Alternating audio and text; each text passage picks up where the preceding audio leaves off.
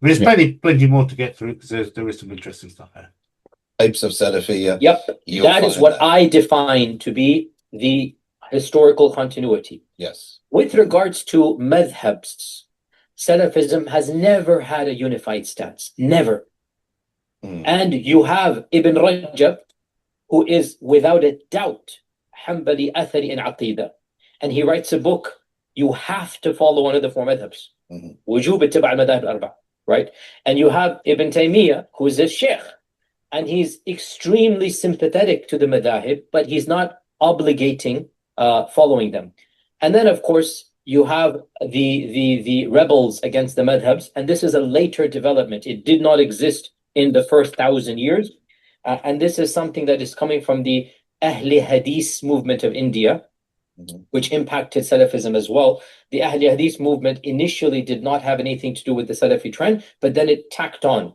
And so the Ahle Hadith movement, I pronounce it the way they pronounce it, because they want to go back to the Ahlul Hadith of the past. The Ahle Hadith movement, you have Muhammad Hayat al-Sindhi, you have others in the early time frame.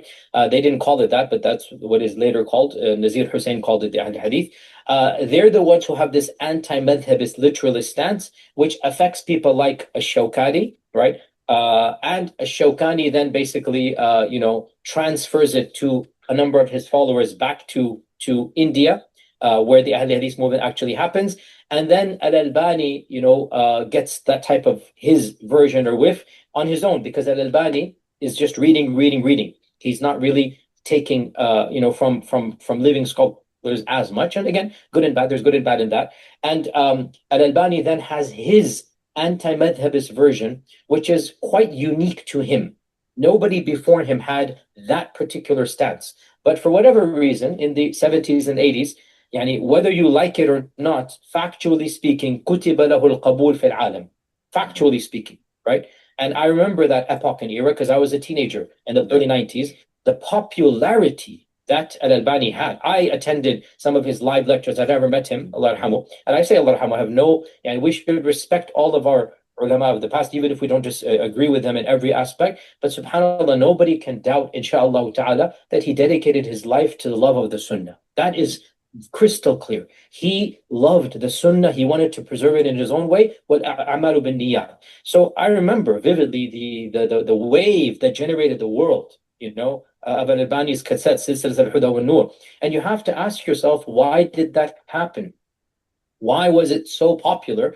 And one of the reasons was that his version of, Salafism was that let's just keep it simple, guys. Follow the Quran and the Sunnah. And it appeals at a simple level when you don't quite understand the nuances, the hermeneutics, the epistemology. The slogan is so endearing. How can you possibly disagree with it, right? Yeah. So it spread like wildfire, but obviously the devil's in the details when you, and I got swept up in the early 90s. I got swept up in that. And I, for a few years, I was a fan of Al-Albani type fiqh until I started Jami'ah Islamiyah. Believe it or not, my first year of Medina, when I started studying Islamic law, I realized this doesn't make any sense. I need to become Hanbali. So I, still overall just maintain a... Let me comment on that.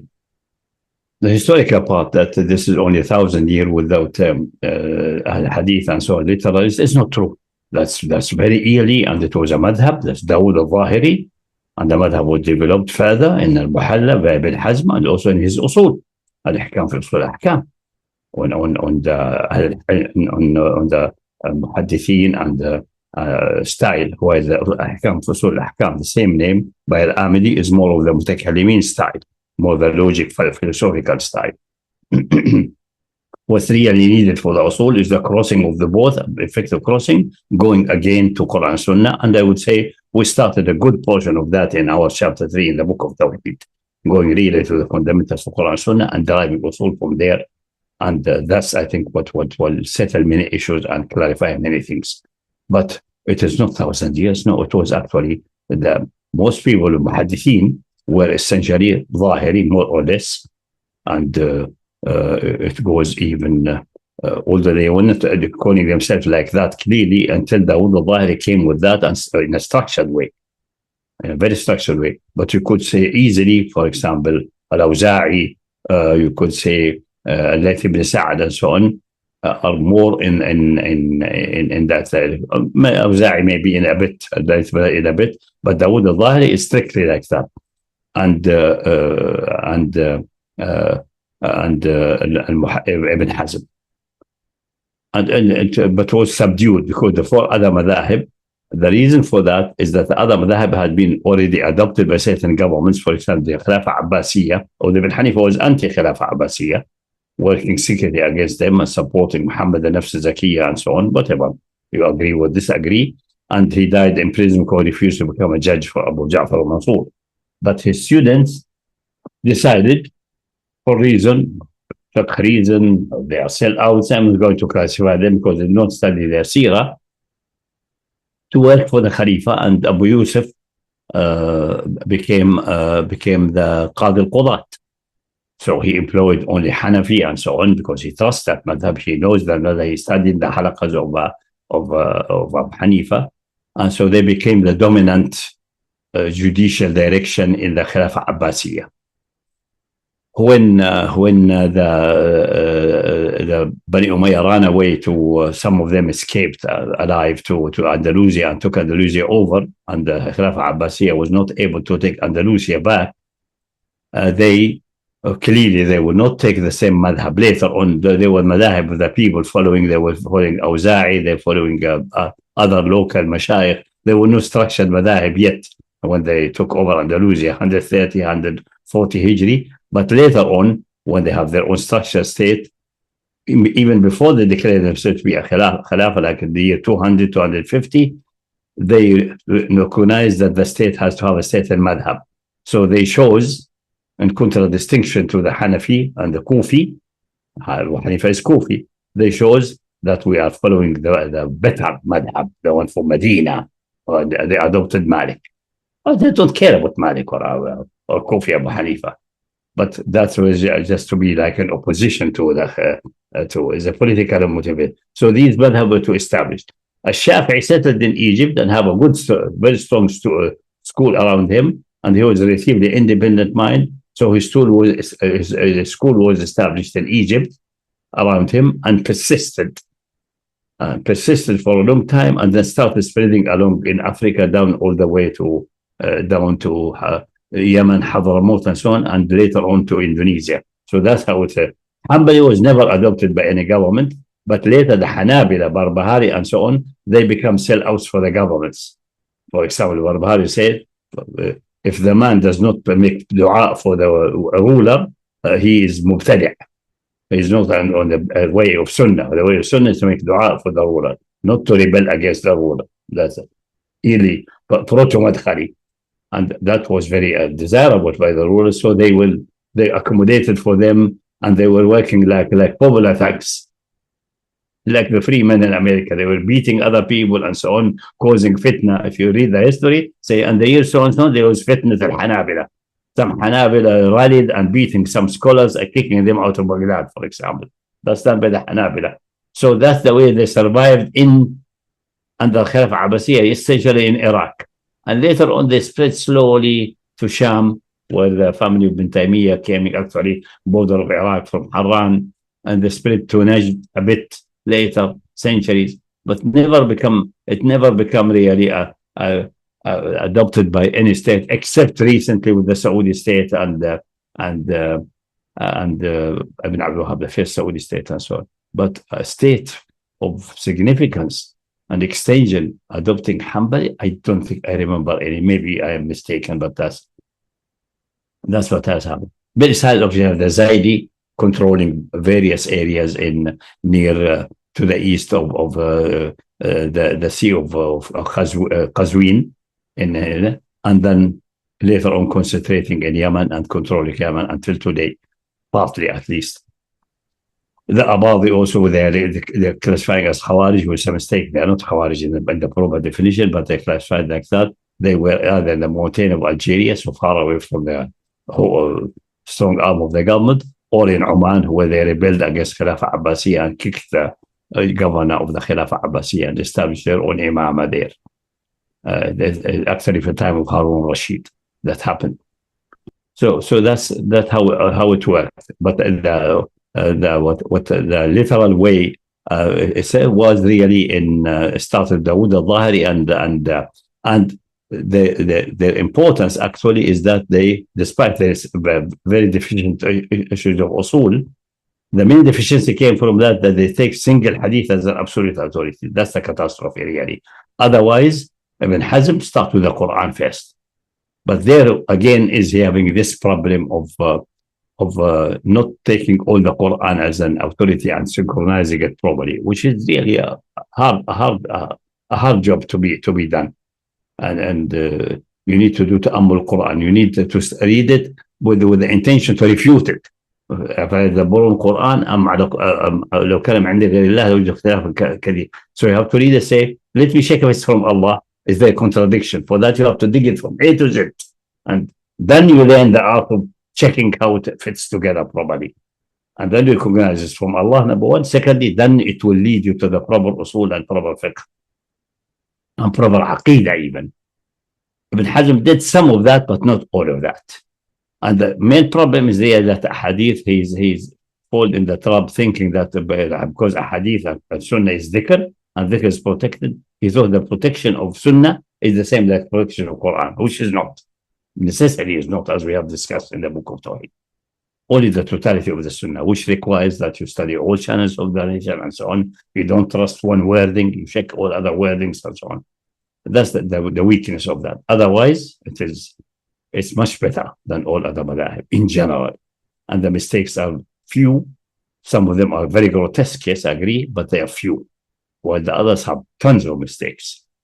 When you refer them to Quran and Sunnah properly, then it will be exposed. And Ahl Hadith later in India and so on, they are very limited. For them, is Ahl Hadith, they are just going to Hadith. Quran is essentially does not exist to them. Maybe it's something like a book of songs. You sing the Quran somehow in Taraweeh Ramadan, but any fiqh to be deduced from there, badly.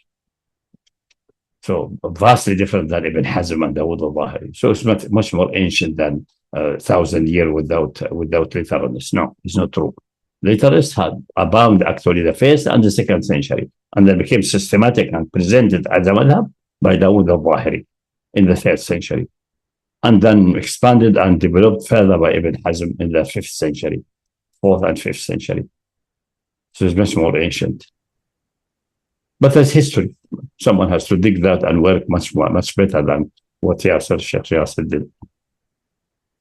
But it doesn't solve the problem which we have as tajdeed, as reviving the ummah.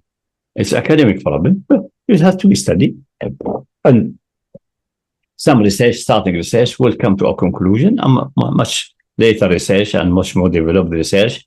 And now with artificial intelligence summarizing things for you, which you cannot summarize in a lifetime, you can advance more and detect that you have missed many things and things like that. Yeah, which is okay.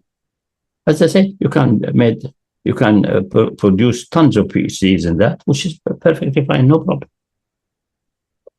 It's part of studying history. Okay, I'll continue.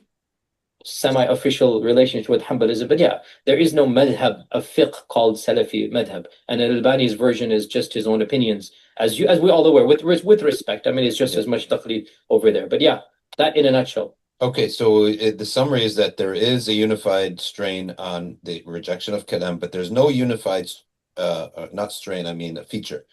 There's a unified feature in all the Salafi movements on the rejection of kalam, Sunni or Mu'tazili. But there is no fiqh, you're saying, agreements on jurisprudence. Yeah, you have generally speaking, historically, most Salafis were madhabists. Ibn Abdul Wahhab was a through and through Hanbali. Mm-hmm. Ibn Taymiyyah was a Hanbali mujtahid, i.e. he was Hanbali, but he had views that went against the madhab. He's within the paradigm of the madhab, he's Hanbali. Without a doubt, he's considered to be a Hanbali authority, but he, in certain occasions he goes against the madhab, but overall he's not calling for a rejection of the madhabs. Right? As I said, a rejection of the madhabs has never been associated with the movement historically up until, pre-modernity, up until Al-Albani and then, the Ahle Hadith movement. So yeah, and then obviously politically, all strands, bro. Do I need to tell you Ash'arism is not unified politically, Sufism is not unified politically in the modern world? You know what I'm saying? Yeah, nothing would be unified. Nothing, yeah. So Salafism is also not unified politically. The entire gamut, the entire spectrum of, يُطَبِّلُونَ الْحُكَامِ versus, a pious distance but support for this greater maslaha versus antagonism versus political activism versus khuruj. That entire spectrum that you find in every single strand of Islam, you also find in Salafism as well. Yeah. And there's no difference over there. So yeah, another point, again, all of this is in chapter 1, and then the other chapters go into detail. Spirituality, another misconception, right? And this is well known. Every academic knows this. Every student of knowledge knows this. Early Salafis, early Hanabla were definitely mutasawwifa, without a doubt. They now again define tasawwuf, that's another thing, but certain strands of tasawwuf without a doubt. Early Hanabla, they were not anti tasawwuf. They might have been anti certain aspects of tasawwuf, which is, again, everybody is, to be honest, right? They were definitely not anti tasawwuf, and there's no marked criticism of Sufism as a whole. Even in the writings of Ibn Taymiyyah, he criticizes aspects and theologies, not tasawwuf as a whole, right? And the same goes for Ibn al-Qayyim, as is well known. Ibn al-Qayyim demonstrated a type of sober tasawwuf in all of his writings, right? He himself is exuding. One of his most famous books is Madarij al-Salikin, which is really of just a straight up book of suluk and Sufism. It really is. It's complete, Salafi Sufism. So Ibn Abdul Wahhab was the first really to just have a version of Salafism that was anti-tasawwuf in its totality, right? Just complete, like nothing to do with tasawwuf. And obviously, if you ask me as an academic, and obviously as in my personal life, you know this as well, I do not view Ibn Abdul Wahhab to be a person who was faithful to Ibn Taymiyyah. I view him to have broken away from Ibn Taymiyyah. There is no comparison between the two in many aspects, even though, yes, there is some, obviously some overlap. I'm not going to deny that, but there is no comparison. In the end of the day, the blatant takfir of Ibn Abdul Wahhab to the entire world, the criminalization of mainstream tasawwuf to be heretical, the claim that mainstream tasawwuf is worse than the jahili shirk of the Quraysh. I mean, come on, really? You just can't compare Ibn Taymiyyah to Ibn Abdul Wahhab. There's no comparison in this regard, right? And that's that version that kind of sort of excised spirituality from their tradition, They just don't like the concept of spirituality, the way that it's understood. Now, in their defense, and I was a part of the movement, so in their defense... I have a comment on that. Actually, Ibn Abdul Wahhab is a continuation of Ibn Taymiyyah in the fundamental error of Rububiyyah, Uluhiyyah, Asma' Sifat. Dividing Tawheed, this division, this is the division of Ibn Taymiyyah. But Ibn Taymiyyah is more sophisticated and more intelligent and have input from Jews. He studied Mantiq on a Jewish scholar who was a specialist for Mantiq in Harran and so on. So, or in Damascus. So the man is more sophisticated. If you're more sophisticated, have more knowledge, you will not go into extremes. You hedge certain things and so on. So he did not go, did not polish the sword. He like someone who is ironsmith and made a sword, but did not polish it so that to double-edged sword, but he did not polish it to the level that can cut everything. Ibn Abdul Wahhab just completed the polish. Ibn Abdul Wahhab is focusing on the issue of Tawheed and splitting in the three area and insisting on Rububiyyah, Uluhiyyah, especially Asma' Sifat and secondary. Don't worry about that. That's just a trick to add the issues about Quran and Khalq Quran and divine attribute and the Tawheed, which they don't belong there. There's this kalami and philosophical issue. They have nothing to do with that really in Tawheed in that sense. But they call it Tawheed Asma' Sifat just to play the game. So, it's important. You have to, otherwise you are a kafir. And this went to the extreme, and that he developed complete theory of shirk al-qubur and worshipping graves. And the problem with Sufi is that attending the graves of the awliya, making dua there, making mawlid and so on at the graves, celebrating the saints and things like that, is for him shirk. So he's against tasawwuf, not because of issue of spirituality or not spirituality, because it's shirk for him point of view. That's the point. And the main reason for takfir for the Shia for him is the issue of they believe that the graves of the Imam. That's number one. And secondly, they are hostile to the Sahaba. That's an additional one. But even this is a secondary one, because sophisticated Wahhabi knows that being hostile to the Sahaba is not an issue of takfir, unless you are hostile all of them in total.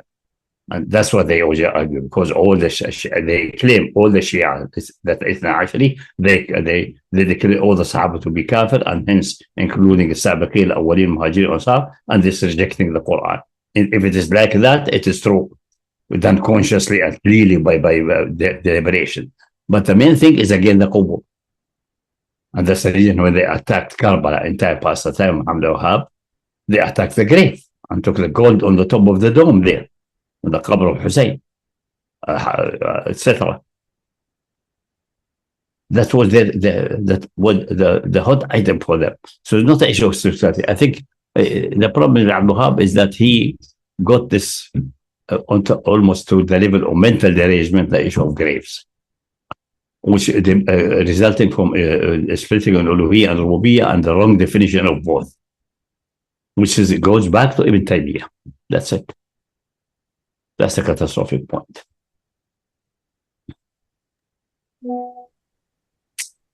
Okay, so again, even from a historical point of view and how things developed, I don't think he got it right. So Ibn Abdul Wahhab is a continuation of Ibn Taymiyyah in a narrow area, which he polished the sword so that it cuts everything. But the sword was the ironsmith who make the sword is Ibn Taymiyyah, the one who started the polishing Ibn Taymiyyah, but over polishing so it becomes sharp, cutting everything, which was meant the sword is not meant to cut hair, for example, and use it as a hair cutter, but he can use it even for cutting hair. So polished and sharp it became in his hand to the extreme. He developed it to this logical extreme, which shows that the original definition of Ibn Taymiyyah is having a deep fallacy. Otherwise, it could not develop if you're consistent to the level of Abdul Wahhab. Let's expose that the original position is based on a fallacy, which it is. Local Tawheed is about that.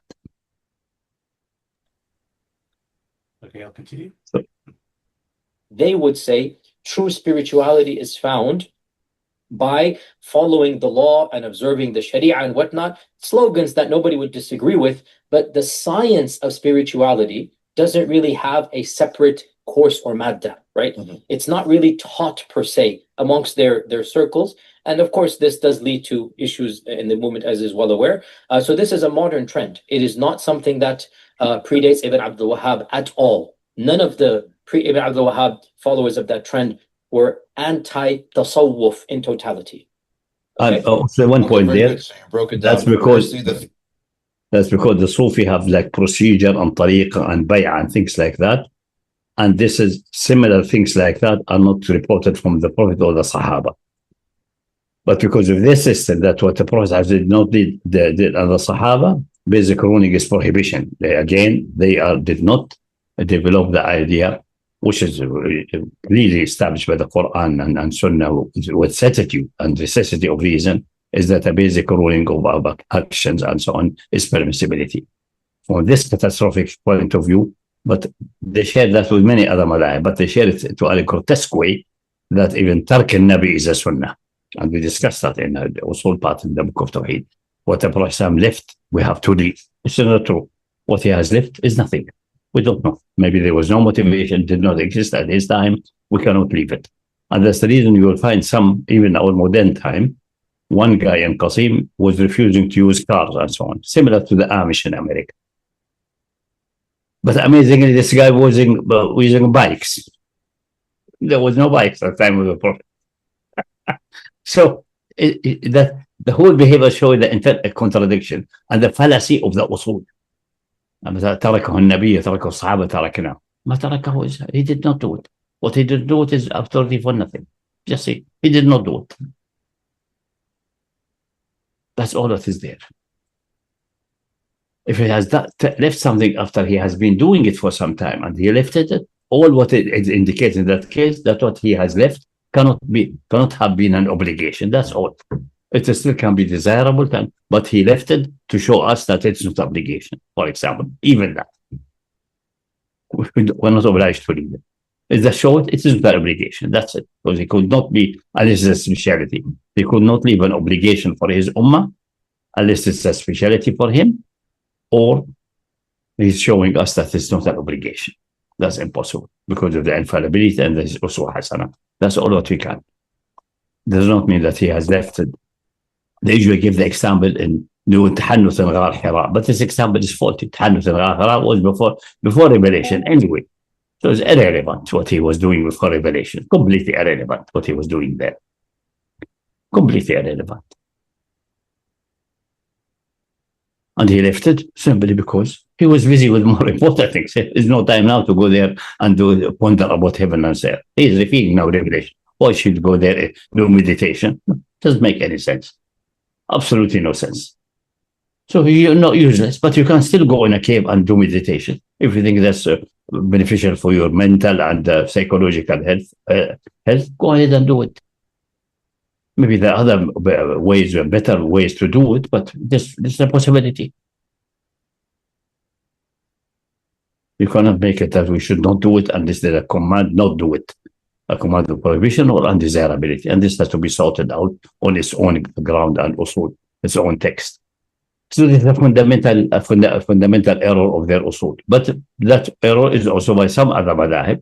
We have the same error, which opened the devil door of so-called qiyas and so on. Well, they don't need to.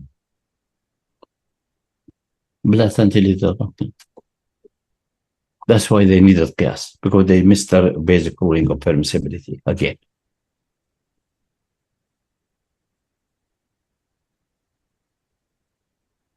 Okay, I can continue now. Yeah. The next page, he's going to start talking about the events around Abdul Wahab and his takfir of the Ottomans.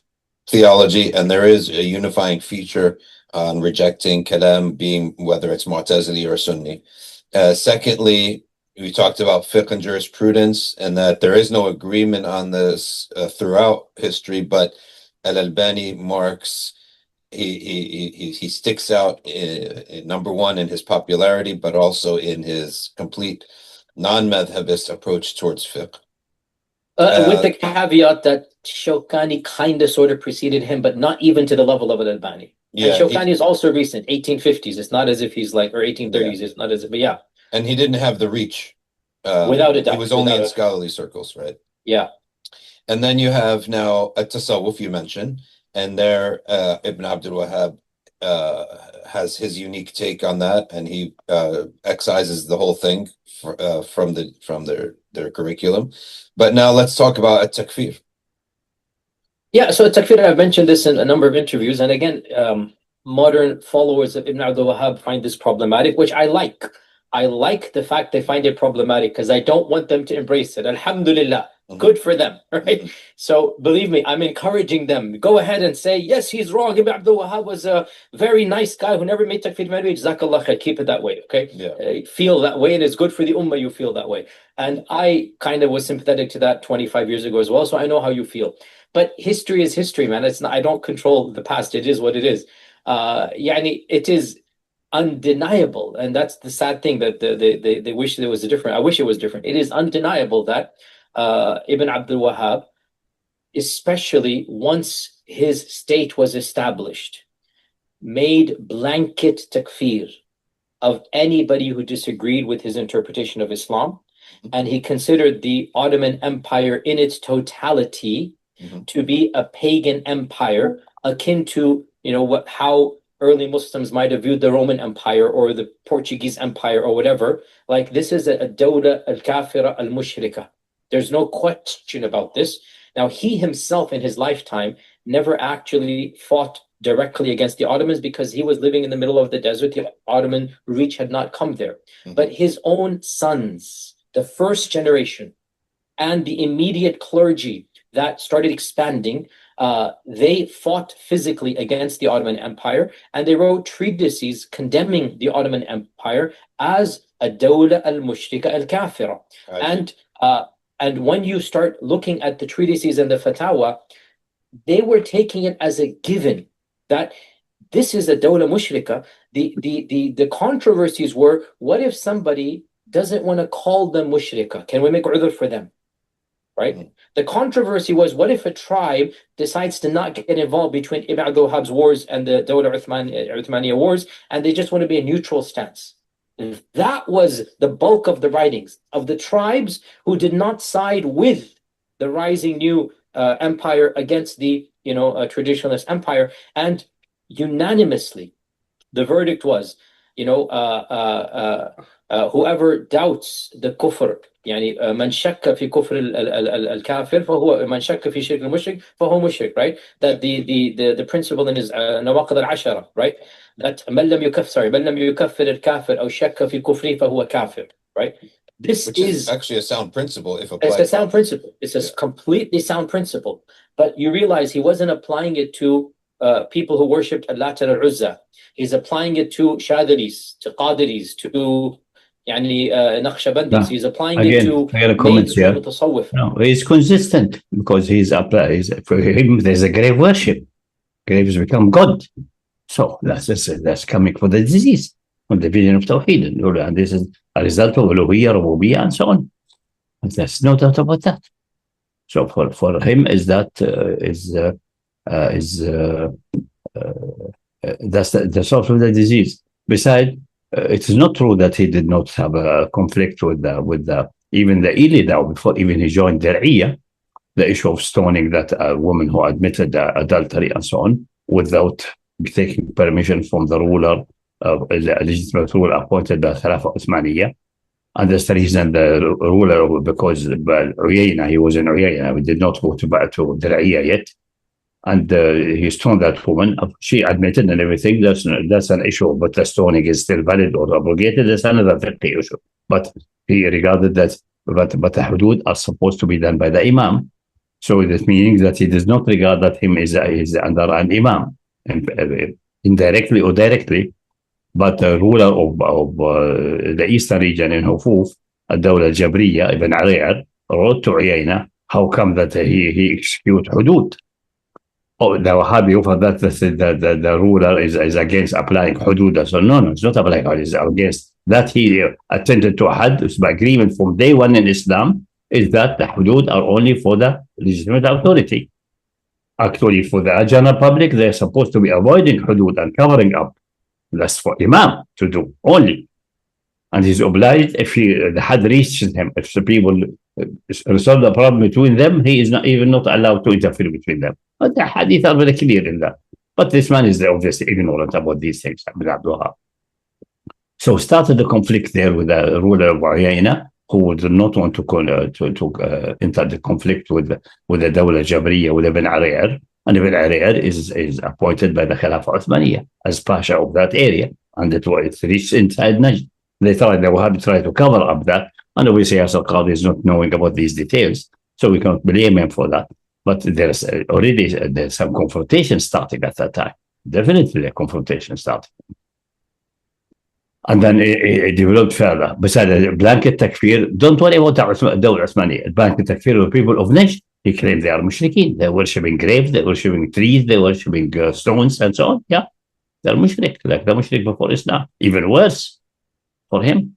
So you don't need to go to Khilafah Uthmani. People of Najd already are mushrik kafir for him. Already there. Matter is much worse than Yasir Qadi thinks. But that's the way they offer it to the people as a chocolate.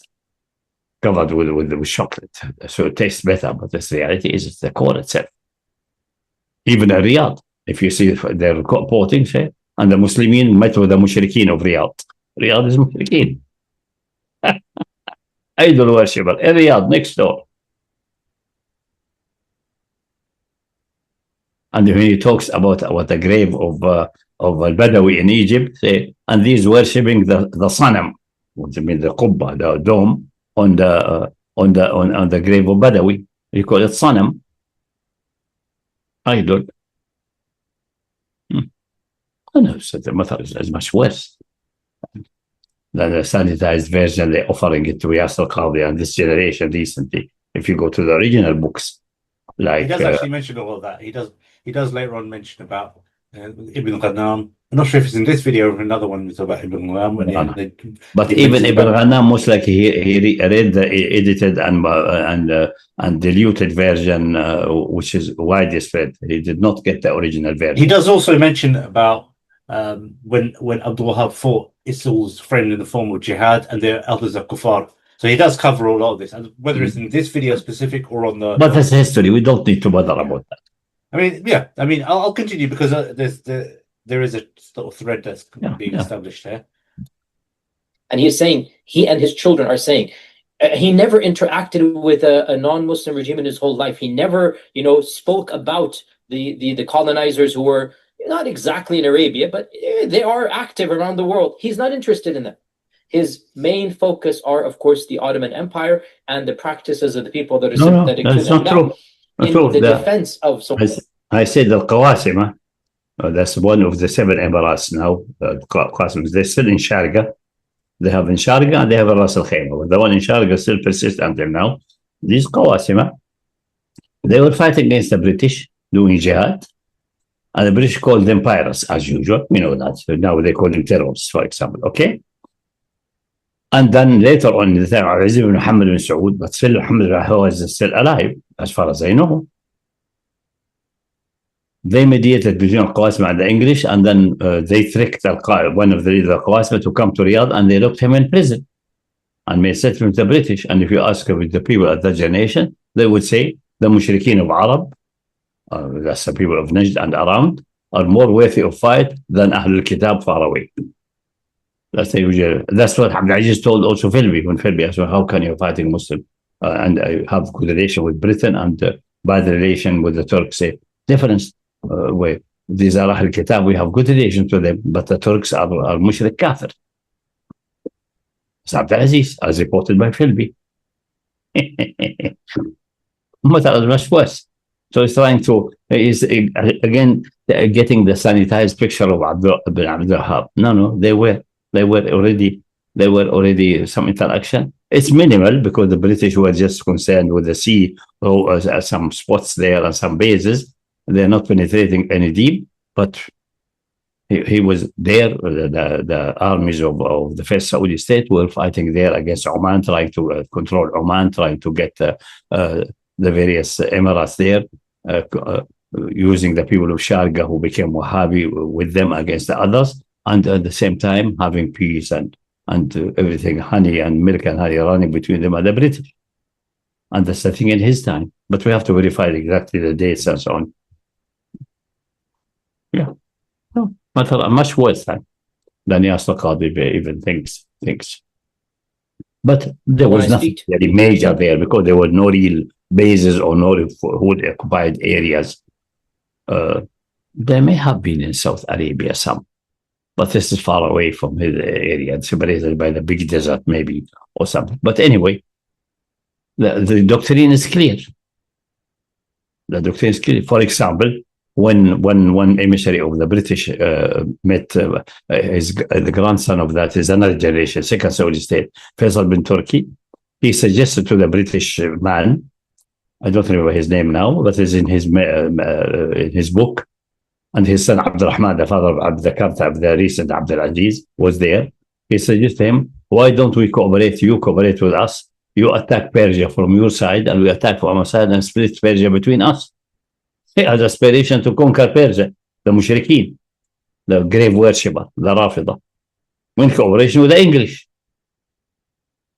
He did not regard that contradicting his piety and belief in Islam. That's Faisal bin Turki. I mean, anyone else out, I wouldn't even think they'd give a damn about piety. Yeah. No, he has the usual piety. He prays, lead the salah, he's pray at night and so on. Doesn't contradict. That's the way we need. They were the same like Khawarij against Ali ibn Abi Talib. They were praying more and standing at night and praying all night long and so on, more than Ali ibn Abi Talib. What does this mean? Just mental derangement. Vision of the reality is upside down. Your brain is twisted. But Al-Faisal, the screws which are loose there. But it's the Turkey Al-Faisal and this division of Persia, was that The Al Sheikh line, or was that the Al Saud line? Which Al Saud? Who? No, you mentioned the discussion about taking over Persia. That's the Imam, or their Imam at that time, Faisal bin Turki. Oh, wow. Okay. Yeah. I thought it was the Saudi line. The Saudi line, yeah, is the Imam. He's the Imam. Oh, okay. The Imam is the title of the ruler. Yeah. Anyone who's of Saudi lineage, I wouldn't even imagine any genuine Islamic aspirations from them, because they're they believe they have the Islamic aspiration. Only the recent one have prostitutes and homosexuality, not the ancient one. I see. Because Abdulaziz ibn Saud.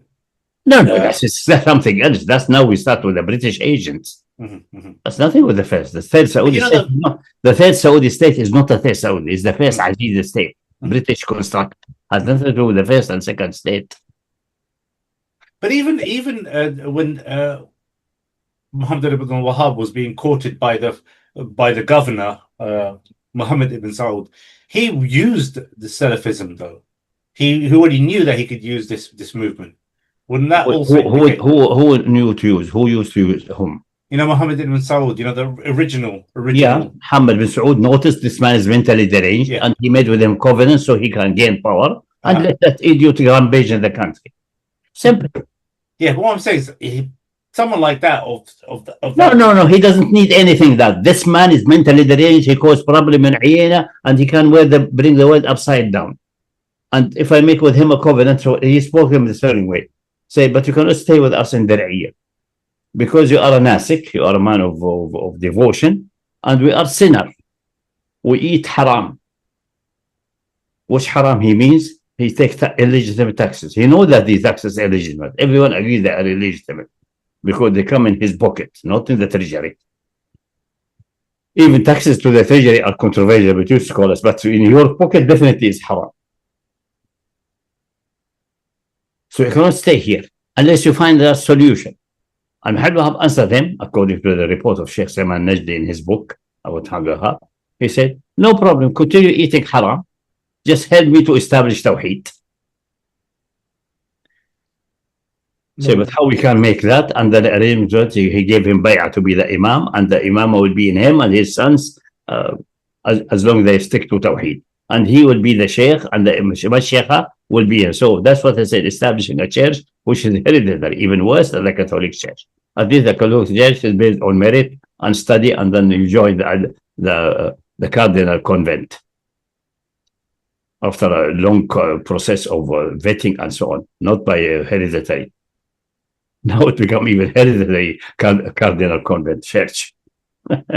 That's the agreement. It's written clearly, even with the dialect of people of Najd, not even in Fusha, as you expect the interaction between Muhammad and Saud and Muhammad. And Muhammad Saud, oh, that's the Fath al-Mubin. There's a donkey, I can ride on him. That's what Muhammad Saud wants. He's a tiny village which is irrelevant. This man could cause problem for everyone. Let us see. If he succeeds, then I will get a bigger kingdom. If he fails, I will kick him out, like the man in Ayana did. Because the agreement entails the following: but if Allah brings victory, you don't leave us and go anywhere. Until covenant with him not to leave. But there is nowhere that we don't kick you out. You can read it in the book of Sulaiman Najdi. The man is completely in another world. He's living on Mars, not on Earth. I mean, Muhammad Wahab. And Muhammad bin Saud lives full on Earth and knows what power relations are. And you want power. Simple. Straightforward. And few decades before, he killed his cousins and took power in Dir'iyah. Now he wants more power. And this one is the best who can do. And many people around in Dir'iyah and around and Uyayna and Harimla, his original city of Muhammad Wahab, who are devoted to his madhab, and they're willing to fight for them. Great army establishing my kingdom. I have to spend nothing. They will spend on themselves. They will make their booty by themselves. What do you want more than that? That's how things work. By someone like Muawiyah, someone like Muhammad bin Saud.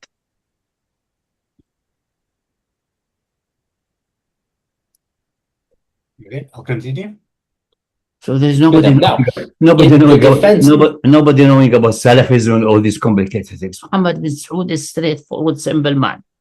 Few years before, about 20 years before, he killed his cousin and took the power in Dir'iyah.